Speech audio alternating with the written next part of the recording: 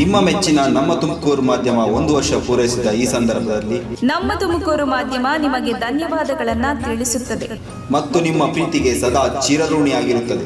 ನೀವು ನಮ್ಮ ಮೇಲೆ ಇಟ್ಟ ನಂಬಿಕೆಯನ್ನು ಉಳಿಸುವ ಪ್ರಾಮಾಣಿಕ ಪ್ರಯತ್ನವನ್ನ ನಮ್ಮ ತಂಡ ಖಂಡಿತವಾಗಿಯೂ ಮಾಡುತ್ತದೆ. ಗೆಲುವಿನ ಹಾದಿಯಲ್ಲಿ ಸದಾ ನಮ್ಮ ಜೊತೆಯಾಗಿರಿ. ನಮ್ಮ ಚಾನೆಲ್ ಅನ್ನು ಸಬ್ಸ್ಕ್ರೈಬ್ ಮಾಡಿ. ಸುದ್ದಿ ಅನ್ನೋದು ಬರೀ ಕಥೆಯಾಗದೆ ನೊಂದ ಜೀವಗಳಿಗೆ ಬೆಳಕಾಗಿದೆ, ಗೆಲುವಿನ ಹಾದಿಯಲ್ಲಿ ನಗು ಮೂಡಿದೆ.